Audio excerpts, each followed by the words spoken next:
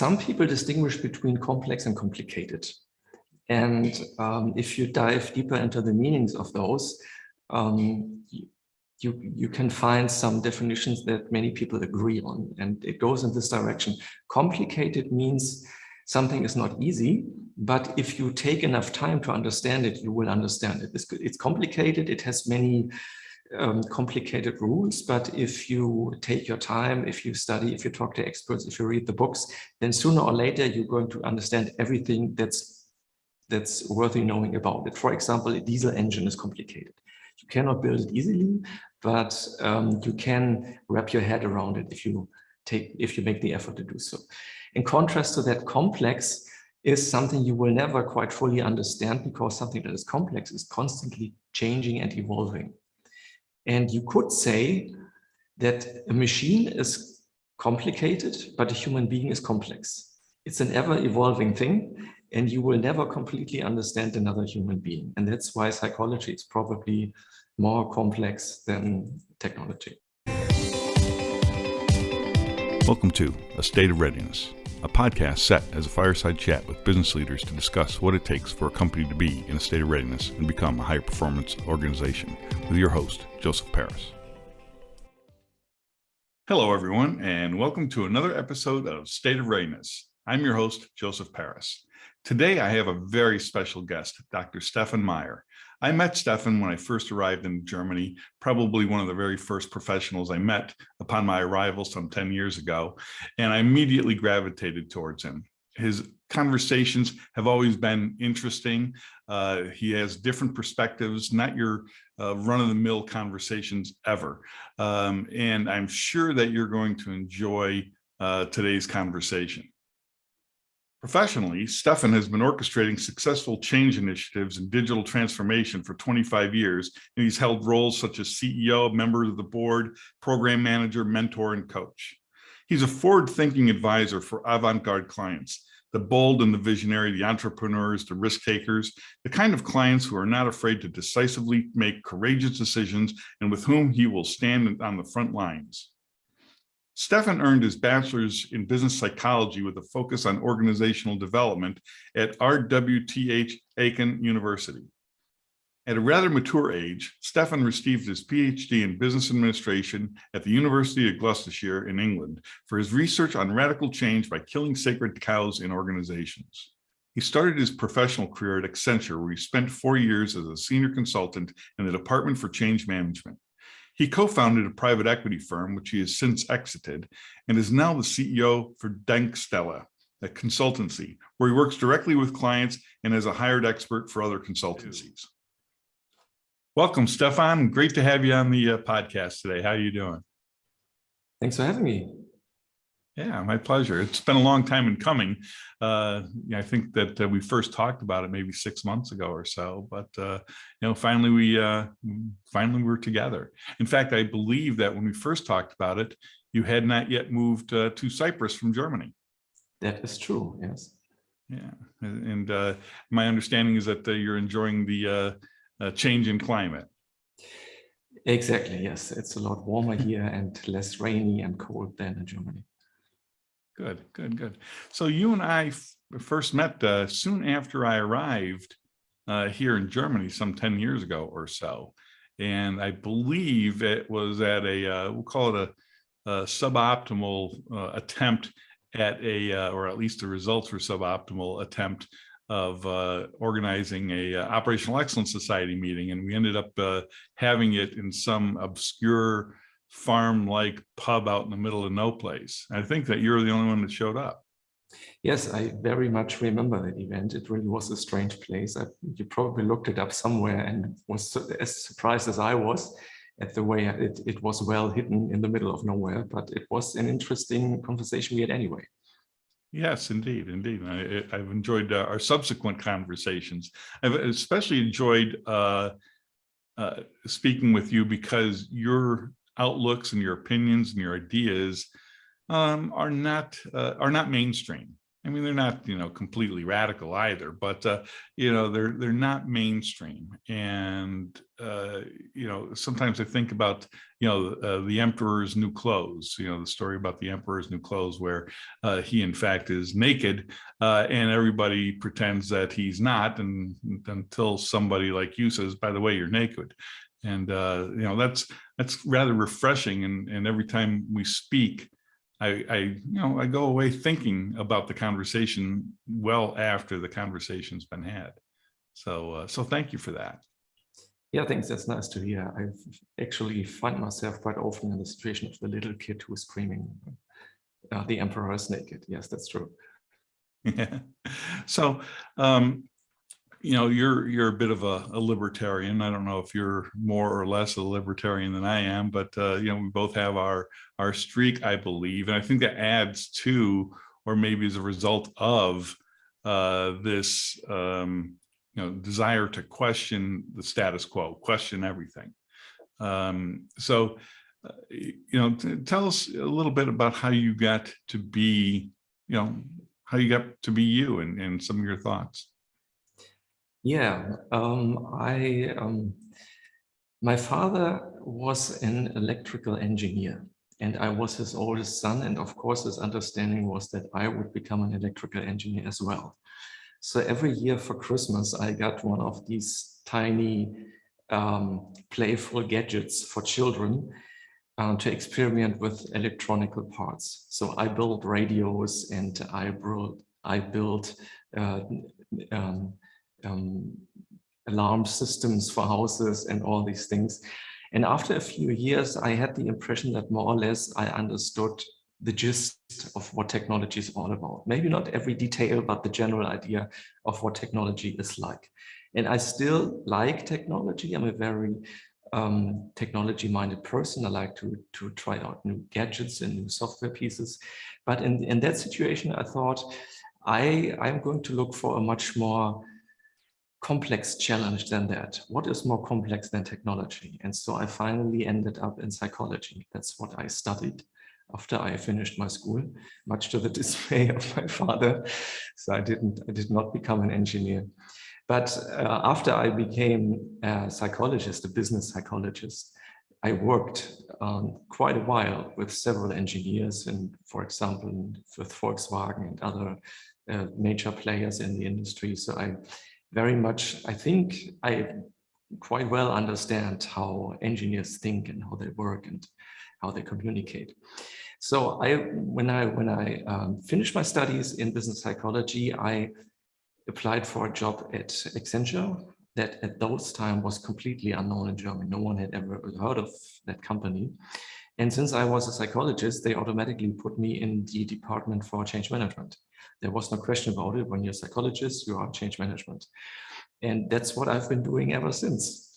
That was in '96. And that's what I've been doing ever since. So for me, change management is synonymous with several other buzzwords. For example, digital transformation. For me, that's kind of the same thing as change management. And since these years, many companies were on their way of digitizing themselves or becoming more modernizing themselves. And I've been accompanying several companies since in all different industries. So I've never been loyal to one single industry. And I was with Accenture for 4 years. And then I was, someone hired me for building up a private equity company that was supposed to invest in high-tech startups. That was very interesting. It was a very short passage in my life, so only around about a year, but one of the most interesting, I guess. So we built up a private equity company. We set up 3 companies. We made all the legal stuff. I traveled all around Germany to find worthy companies to invest in. I learned quite a lot in this very short time. That was very interesting. And then came the big financial crisis of 2001, and the company folded, and the board said, we are going to discontinue this. And I was on my own, and that's when I became self-employed. That was my way into becoming my own entrepreneur or freelancer, if you so will. And my first job was a strategy project at Volkswagen. So they had a new strategy. They set up 90 projects. They completely lost the control over all these projects. And my challenge was to coordinate these kinds of projects into one portfolio that made any sense. And I've been doing similar challenges ever since. So that was quite, yeah, that was my entry into the world of being self-employed, being on my own. And then from 2001 to 2021, so 21 years, I was a freelancer in Germany until I became more and more dissatisfied with the legal status you have as a freelancer in Germany. It is like the government doesn't really want people to be self-employed. They do a lot of preventing you from doing this, either pushing you towards become an employee, or much even further than that, pushing you towards becoming a recipient of governmental funds. And they dislike people who have a certain status, who have a certain self-reliance because they know how to earn their money by themselves. That's what they don't like in the government. And I know that because I've been involved in several political initiatives. I was an intern at the state government. I was an intern at the national government, at the Bundestag in Berlin. So I looked at all of these things closely. I talked with many politicians, with many ministers. I wanted to, as a psychologist, I wanted to understand what their mindset is. And I think I understand it, and I don't like it. And so more and more over the years, I made the decision that it would be better for me to go. And this is why I now emigrated to Cyprus. So at the end of 2021, I left Germany, and we had a very nice meeting before that. You said, oh, you're going to leave Germany, let's have a final talk. So I still remember our meeting in the steakhouse in the Taunus Mountains. It was quite, that's right. Yeah, it was quite interesting. So since then, the Opal Zoo. Yeah, exactly. And since then, that's half a year ago, I've been living in Cyprus. There's as you probably know, it's a divided country. Yeah, and you're in the Greek side, right? The Yes. Non-Turkish side. Yeah, The side that is part of the European Union. Yes, exactly. Right. So, there's a couple of questions that came to mind out of that. The first is that you made mention that psychology is more complex than engineering. Yeah. Why did you say that? Why do you think so? Well, some people distinguish between complex and complicated. And if you dive deeper into the meanings of those, you can find some definitions that many people agree on, and it goes in this direction. Complicated means something is not easy, but if you take enough time to understand it, you will understand it. It's complicated, it has many complicated rules, but if you take your time, if you study, if you talk to experts, if you read the books, then sooner or later you're going to understand everything that's worthy knowing about it. For example, a diesel engine is complicated. You cannot build it easily, but you can wrap your head around it if you make the effort to do so. In contrast to that, complex is something you will never quite fully understand, because something that is complex is constantly changing and evolving. And you could say that a machine is complicated, but a human being is complex. It's an ever-evolving thing, and you will never completely understand another human being. And that's why psychology is probably more complex than technology. I like that. That's an outstanding way of putting it. Thanks for that. That might even make the lead into the session later on. But yeah, thank you. So let's talk about Germany and entrepreneurship for a second. Also,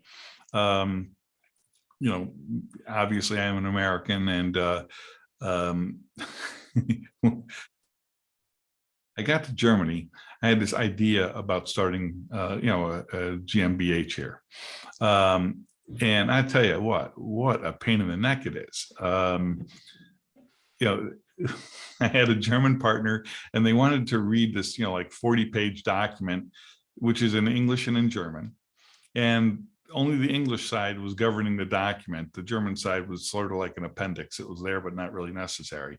But the lawyer had to read out, or the notary, or both, had to read out loud the articles of organization. So 30 pages, they're reading the articles of organization. And it was painful because, like, I know how to read English. It's sort of like my first language. And my partner here in Germany was, very, very fluent in German. And he didn't think that he needed this document read to him. And then, after 30 minutes, the document has fully been read. And there's like 2 changes. So the lawyer goes back and makes a couple of changes, comes back after 15 minutes. And I'm like, don't tell me you have to read this whole thing again. And he's like, no, we could sign it now. And so I'm thinking to myself, we didn't sign the copy you read, but we are signing the copy you didn't read. And where did that make sense? And then we wanted to start a bank account with Commerce Bank. And they insisted that all stakeholders, all shareholders had to be present for the opening of this account. And I'm like, why? Because I'm not a signator on the account. Why do I have to be there? All shareholders. And so I asked them, I said, do you do business with like Siemens or IBM or any of these big companies? And they're like, yeah, absolutely. I said, well, when they wanted to open up an account, did you summon all their hundreds of thousands of shareholders from around the world to your offices, to have them sign? And of course not. And so they waived that requirement for us too. But just like, meanwhile, I started business in Wyoming. Okay, I do it online. 100% of it's done online. It cost me $50, $3 additional for the pay by credit card convenience fee. So it's $53. It's all done. I get the Internal Revenue Service. I get my tax ID online. The whole thing, start to finish, is done in like an hour. And I have the same level of limited liability corp as a GmbH would be. And I just don't understand it. So is that complex or is that complicated? It is, most of all, it's superfluous. It just doesn't need to be that way. And we all know it and we all feel it immediately. And this probably ties back to topic we are also going to talk about, I think, the sacred cow. Things are done because they have always been done that way, seemingly, and they don't make any sense, but you don't question them because they are just sacred cows. And that's what we do around here.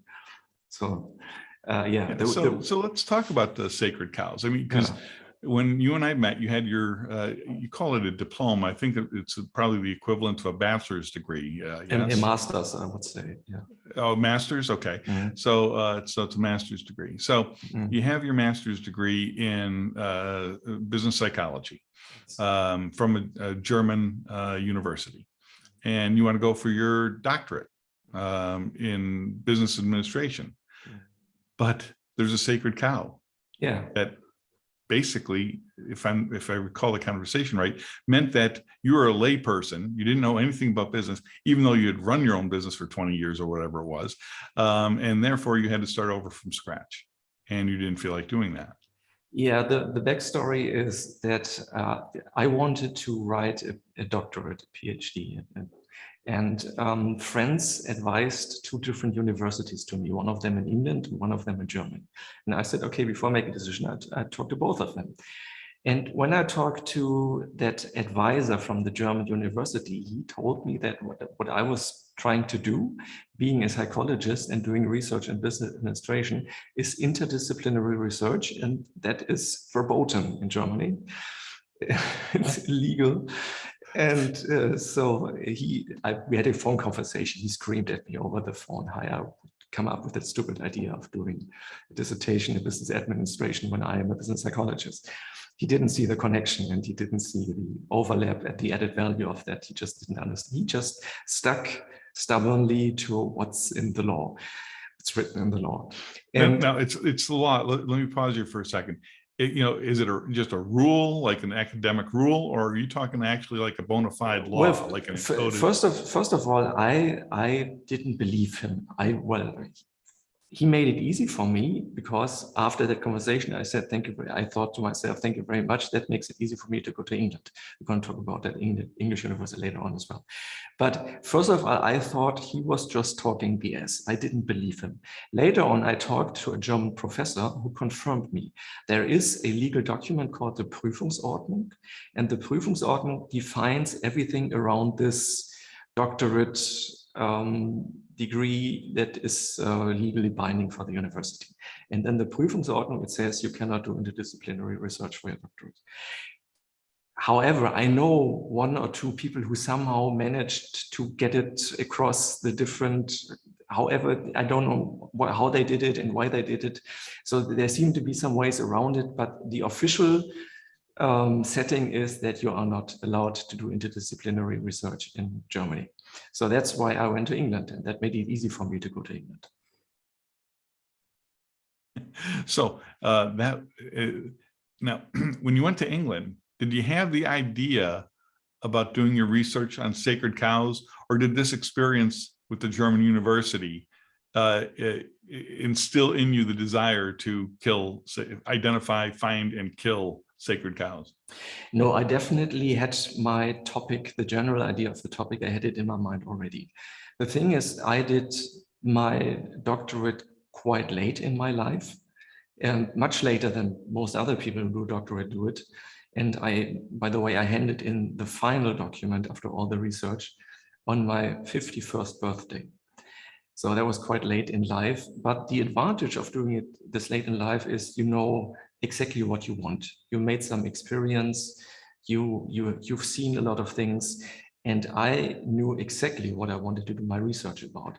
The story behind is that when I started my doctorate, I had 15 or 20 years of change management experience already.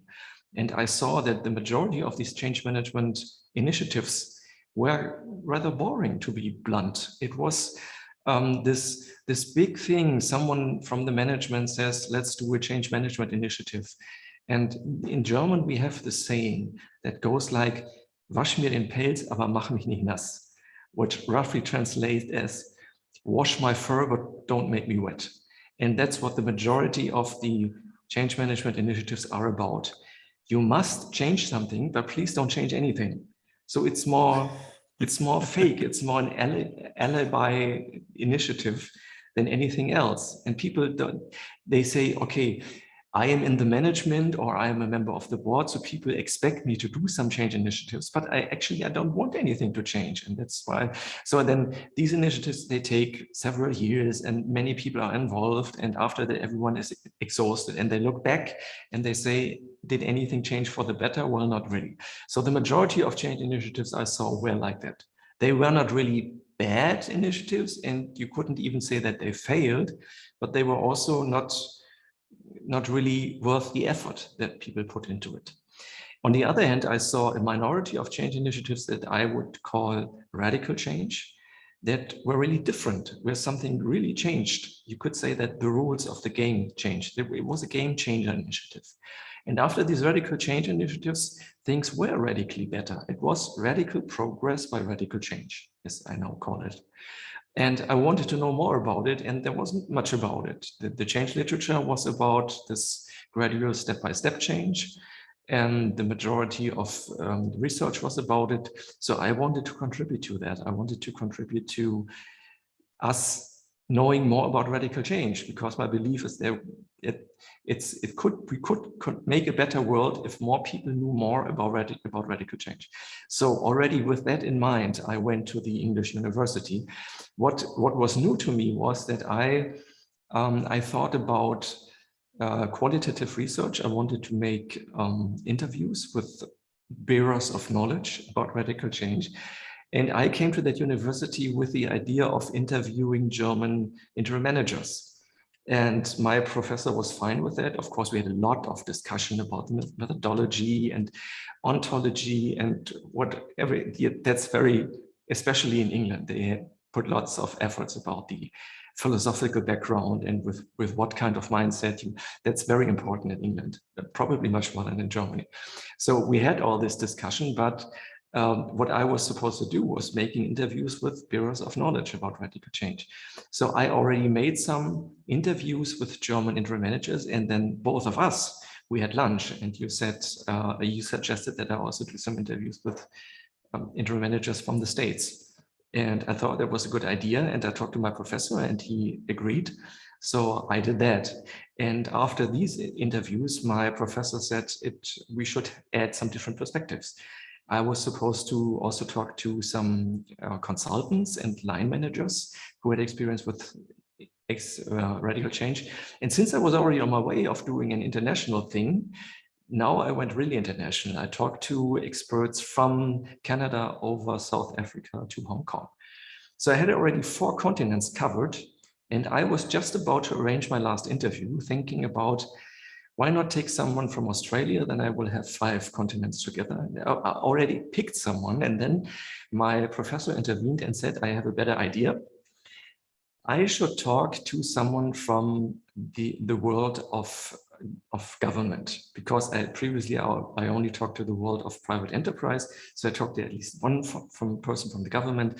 And I said, well, that's an interesting idea, but as you know, the government is not exactly known for being knowledgeable about radical change. And at that moment, it was very practical that I studied at this English university, because the city the university was at is the same city as is the headquarters of the British Secret Service. So I talked to one of those guys, and he was very talkative about change. And what does the Secret Service do? Of course, radical change, so it fit quite well.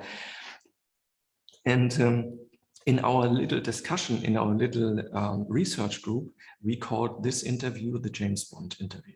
So even James Bond contributed to my kind of research. Hey, that's pretty fascinating. What did you find as a result of your research? I had a set of questions, and there was a fixed set of questions, but I also somehow intervened with some impromptu questions if the situation demanded it. For example, I wanted to find out what radical change what defines radical change, what makes it different from the other kind of change.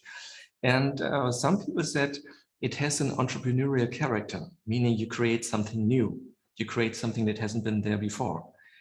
And some people said, if you want to make a radical change, what you need is to change your perspective. Some people distinguish between working in your company as opposed to working on your company from the outside. So if you want to do a radical change, you have to move from the inside to the outside, look at your company from the outside, from a meta perspective.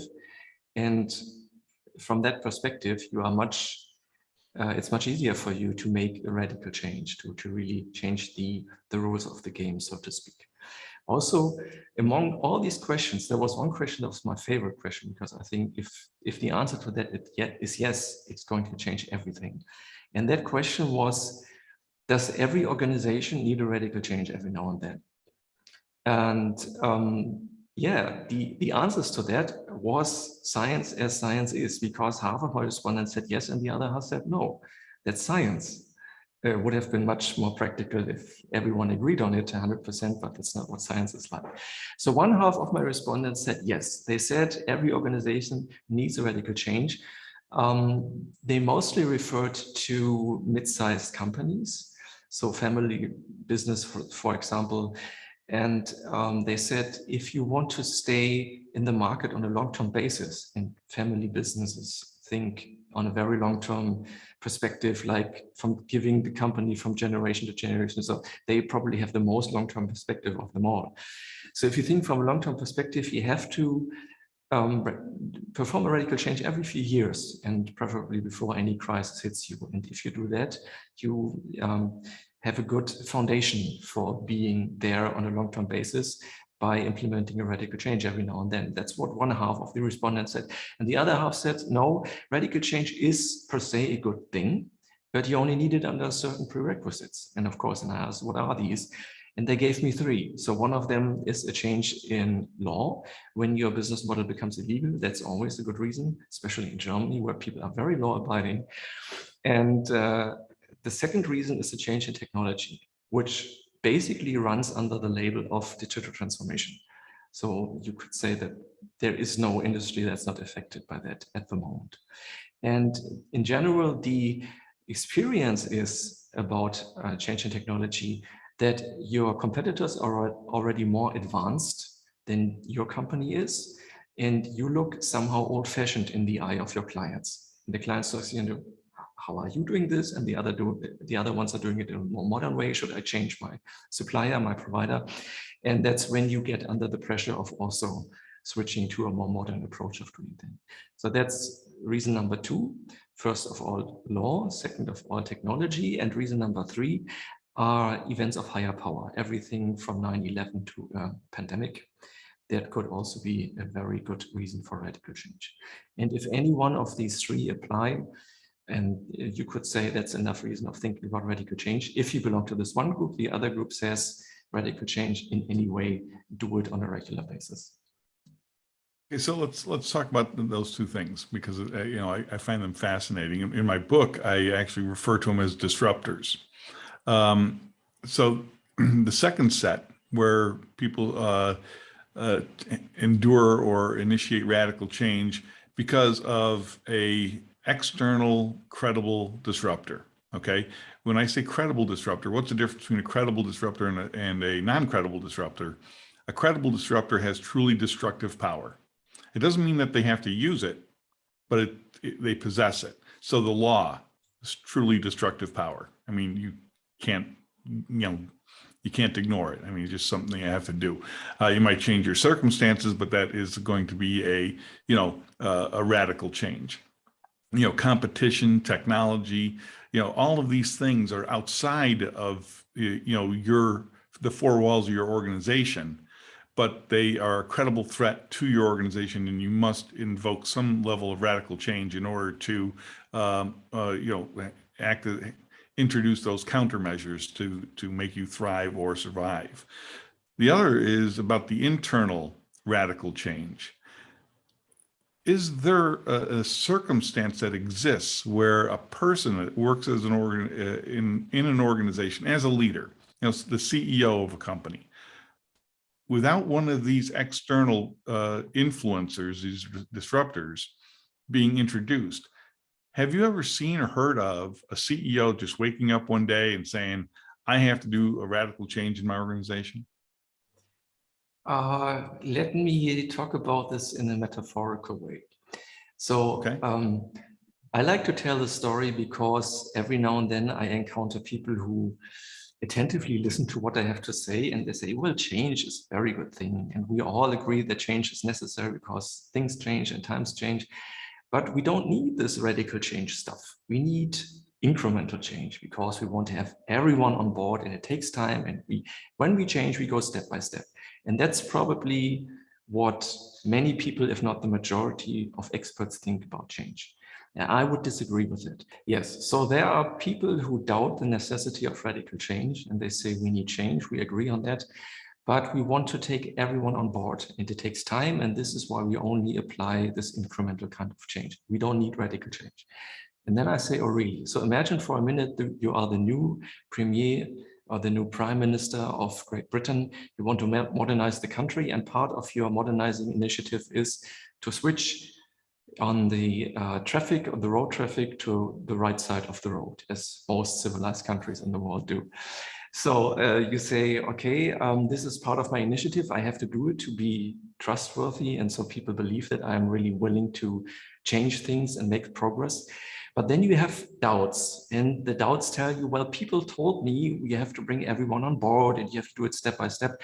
So you make the following plan. On the first day, only the trucks drive on the right side of the road. Second day, also the buses. Third day, everyone drives on the right side of the road. So everyone who hears this can clearly see this is never going to work. And what I want to say with the story is there are situations where radical change is the most reasonable thing to do. I do not claim that radical change is the solution to everything, but I do claim that there are situations where radical change is better than anything else, even if not even the only possible option. So this is why I think it is so important to do that. And in that case, the prime minister is actually giving the reason for radical change, because he says, now we're going to switch to driving on the right side of the road. So he's the instigator of this radical change. Right, but my point was that first off, it's a new prime minister, okay, and the prime minister has the power. Yeah. All right, maybe there's the traffic cop, all right, and the traffic cop has been there forever, and all of a sudden he says we're going to all switch sides. Nothing's going to happen because he's got no power. Okay, and a prime minister that had been in there for a long time wouldn't think to change sides, because it just, so when I think about radical change, it's almost always, and I can't think of an exception to this, by the way, either that I've experienced or that I've read about or that I've otherwise heard of, where radical change occurred organically from within the existing structure of an organization. It always comes from some external influencer with power, new CEO, new COO, a merger of companies, and a divestiture of companies, a global economic meltdown like we had in 2007, supply chain, COVID, something powerful and new is the catalyst for that radical change. At least that's what I believe. But I also believe that, as you say, it's necessary. Maybe not every day, because people get change fatigue, but meaningfully, and as a result of a change, necessary change in strategy or even tactics. Yes, I agree with you on that. I talked to many interim managers, and one of the questions was, who's going to make the decision whether a radical change is necessary? And all the interim manager agreed on one thing. They said, I don't have to make the decision. If people hire me, they want to do radical change. Otherwise, they wouldn't have hired me. So the interim manager is completely free of making that decision. If he is on board, he knows that he's being paid for making radical change. Right. I'm involved in a project now. I've been involved in 2 turnaround projects. One was a true turnaround project. That was last year in Florida. This company was broken, and I don't want to get into it because it was just too broken. And I got in way too late. The company I'm working at now is in a completely different space. They're making money in spite of themselves, but they could do much more. And they recognize that, and they're going through a bunch of changes. And they brought me on board to, for lack of a better term, try to organize, prioritize, and march these changes down the line. And, a lot of people talk about change, but there's a lot of difference between talking, planning, and doing, right? It's like hitting the launch button and making that progress occur is a lot different than just talking about it. And one thing I would also like to clarify, the thing with the sacred cow. It's a common metaphor in German language, I think also in English language. My definition of sacred cow is it's a behavior that may have been useful in the past, but is not useful anymore. This could also imply that it has never been useful at all. But the most important aspect is now, at the present, it's not useful.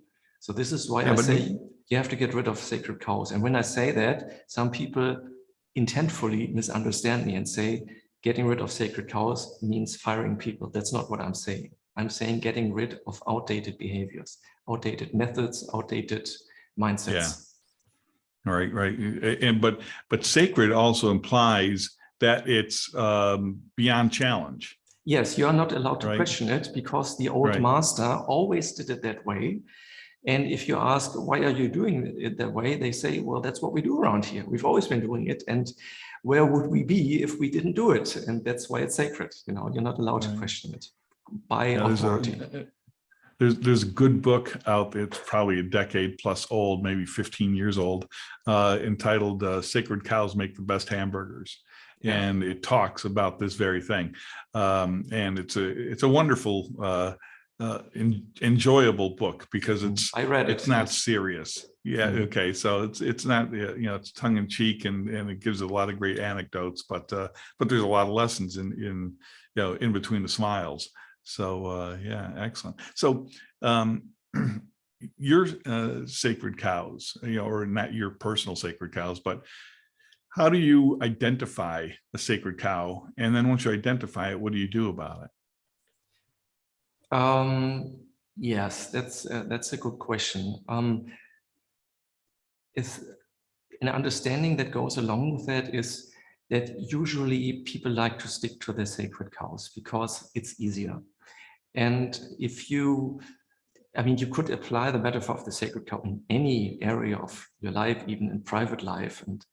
And people say, if you want to develop, you must get out of your comfort zone. I mean, what more can you do to get out of your comfort zone than to leave your country and move to a different country, right?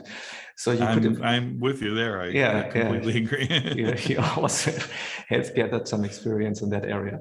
Yes, and but if we, for a moment, if we just apply it to the world of business, one thing of sticking to sacred cows is that there is a product, and every product has a life cycle. And for some time, it's quite useful if you need a new kind of product, you take an iteration of the old product. So you don't completely abandon it. You take the product and make some refurbishing, and then you have a quasi new product. And that's easy, and that's quick, and that's cheap. And I understand the rationale behind it, why people do it. But my statement is you cannot do this endlessly. And too many people try to do it endlessly, to take something old and refurbish it and refurbish it and refurbish it until it doesn't make any sense anymore. If you do it for too long, if you don't get rid of your sacred cow in time, it's dangerous. It may even cost lives. And to give you an example for that, there is this company Boeing, which is one of the two major airplane builder, the other one Airbus in Europe.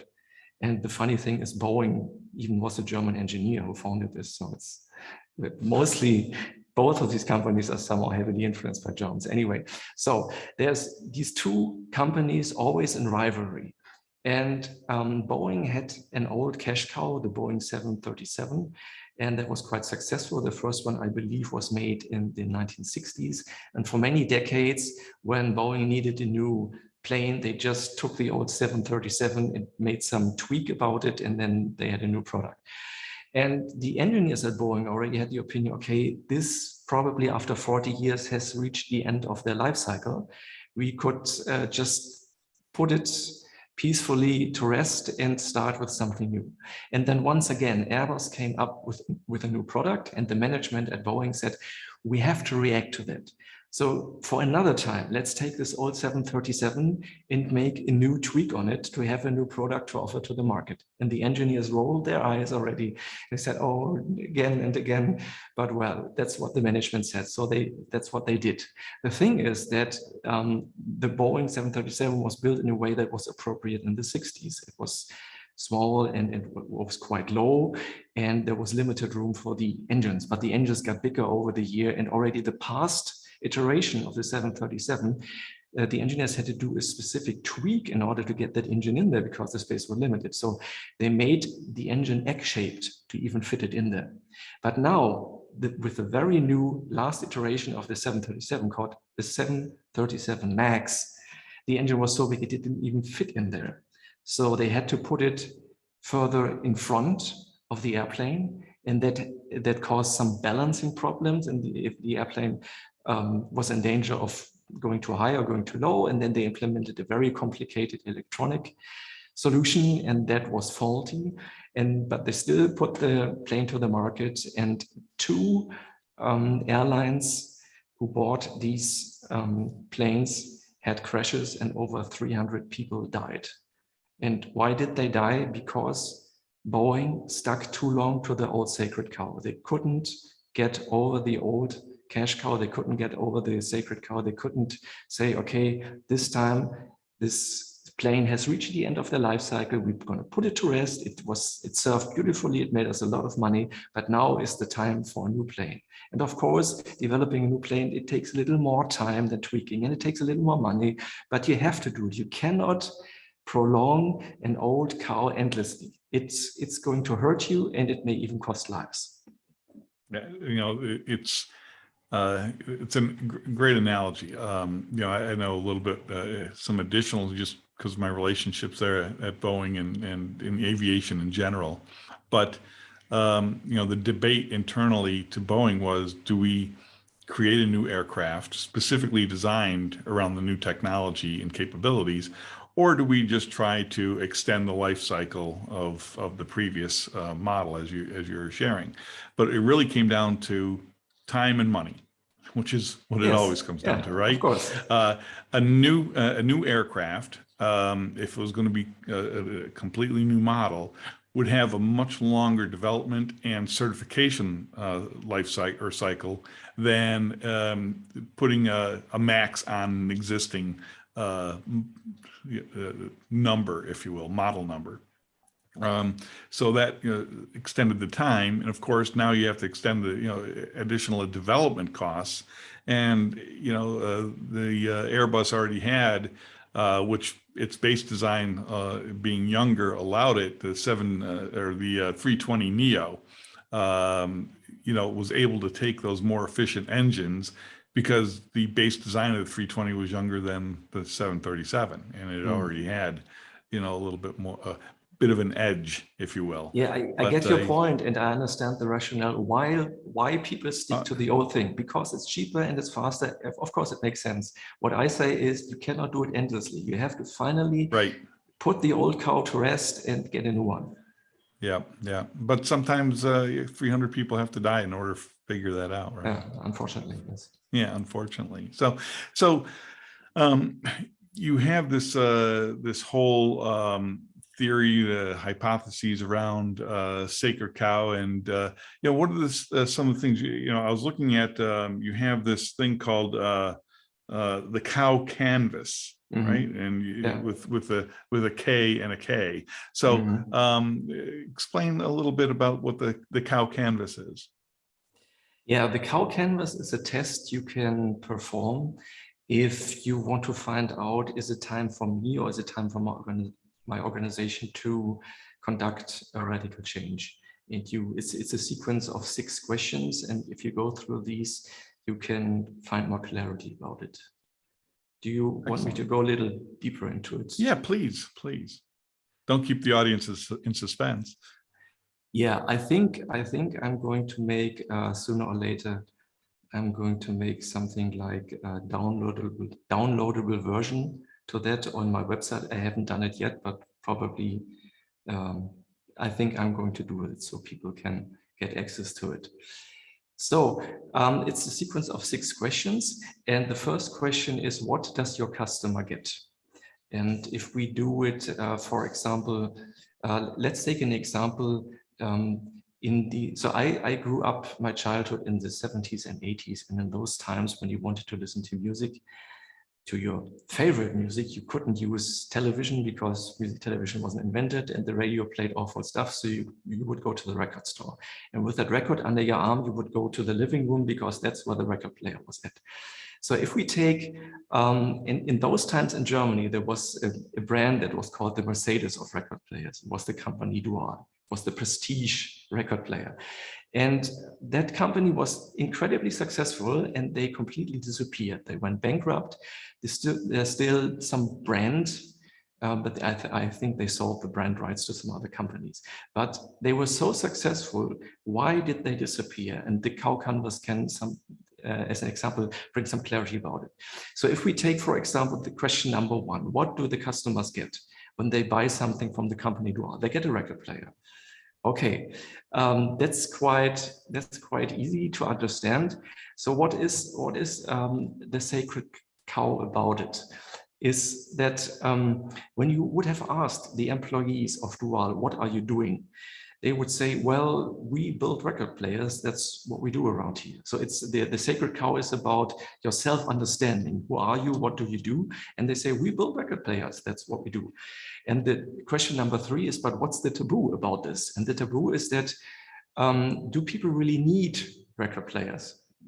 Actually, no. In those days, they needed a record player to play the music, but they would only need the record player as long as it's the most feasible thing to play the music. As soon as some other way would come, some way that would be faster or cheaper or quicker or more technologically advanced or more user-friendly or more fashionable or whatever, then the record player would be out of fashion. And that was a taboo, and people knew that this was a relevant topic, but they didn't talk about it. And that is question number 3. And question number 4 is, what is the essence behind it? So what are we really talking about here? And when you ask people, or when you would have asked people, why do you listen to music? Well, of course, listening to music is nice, and that's why many people do it. But I would say, as a psychologist, people listen to music because it makes them feel better. And if you're somehow in the dumps or whatever, you listen to some of your favorite music and you feel better, and that's how it works. So that leads us to question number 5. Number 5 is opposite of the question, what is the sacred cow? Who are you? People say, we are in the record player business, we build record players. The radical change of the sacred cow would be a redefinition of who you are. So we are not in the record player business, we are in the business of making people feel better by providing them with music. If the company Dual would have had that understanding of what they do in those days, they could now be the leading provider of music, maybe an internet portal, maybe an online shop or streaming service, whatever. It's just a sign of the times in whatever way it comes along. But they only defined themselves as providers of record players. If they would have defined themselves, according to this question, as provider of feeling good by delivering music, or as music provider, they could still be a leading figure in the market.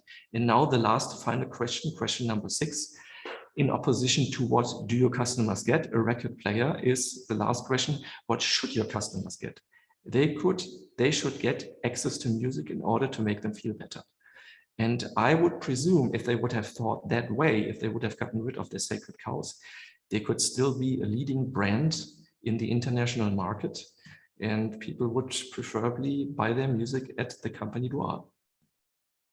Yeah, but wouldn't you say sometimes that these industry transformations come from outsiders? You know, like I wrote, one of the chapters in my book is entitled "The Stone Age Didn't End Because They Ran Out of Stones." All right. Yes. Mm-hmm. And the idea is that, you know, outsiders to an industry are more likely to transform an industry than insiders. I mean, we saw it with Apple and the iPhone. Okay, you know, they came out with the iPod months or years before the iPhone, and BlackBerry dominated the smartphone industry at the time. And so if BlackBerry had just looked at the iPod and said, you know what, it's already got Wi-Fi capabilities. If I added phone capabilities to it, I could have an industry killer. But they didn't want to give up their tactile. I completely agree with you that this impulse comes from the outside. That is the strange thing. So there are people with different mindsets in new young companies, and they are somehow able to grasp the sign of the times or what the audience demands, and they grasp it in the better way than the bigger, larger players. And right. The astonishing thing is even the major companies who claim to be quite well equipped at innovation, they very often fail at doing this. And what they do in order to stay relevant is not developing these new products themselves, but to scan the market, what is an interesting startup, and then buying that startup and integrating it into the company. Because they say they from themselves, from their own resources, are completely incapable of being up to date with that, and then they just buy the ones who are. Exactly. So, I mean, we could see it in Kodak and inventing digital photography and you know, basically making them bankrupt because they couldn't uninvent it once something's invented, right? You know, Elon Musk, of course, with both the electric vehicle. I mean, he wasn't from the automotive industry before he started Tesla, and he wasn't in the aerospace industry before he started SpaceX. So I think that, you know, people, more often than what's that? Sorry. People are so caught up in their ideologies or in their belief system. So I have an internal information because my father worked all his working years at the same company, Philips, which is the European equivalent to General Electric, more or less. So it's a company that they have very inventive engineers, and they do lots of household supply and high fidelity supply and all of these different things. So they were the forerunners in the invention of the compact disc at the time when everything was still analogous and people listened to vinyl records, etc. So they very much pushed this forward. And they had one major problem. They wanted to make something that is a successor of the vinyl record, but on a digital basis. So they developed this compact disc, and they had prototypes, and everything was working well. It was fantastic quality compared to what you had with your old record player. And it was so advanced and it was great, but they had one problem. They said, we cannot sell this product because their prototype was, it looked like a vinyl record. It was as big, but it was shiny and silvery. And they said, this is so big. It has more than 3 hours of playtime. Which band, when they make a new record, when they make a new album, has more than 3 hours playtime? In order to sell it, we would have to put different music on it, like a rock group, and then some jazz, and then some classical music, and all on the same record. And who's going to buy this freaking record? Nobody will. And then somebody came along and said, you could make it smaller. And he said, that's people are so attached to their belief systems. And that's why many inventions just take a lot longer than they should. Yeah, that was great. Well, listen, Stephan, it's been great having you as a guest on my podcast. I really appreciate it a great deal, and for sharing your insights and your journey. Have any parting thoughts for my audience? Guidance, advice? My suggestion is take a look at your sacred cows and get rid of them on time. There's a saying that I often use, either the people will change or the people will change. Exactly. Yes. So, yeah. All right. Thanks again. Have a great day, and we'll speak soon. Thank you very much. Bye-bye. Bye. Thank you for listening to State of Readiness. You can discover more episodes and learn about the book written by Joseph Paris of the same title at www.state-of-readiness.com. You can learn more about Joseph Paris at www.josephparis.me/card.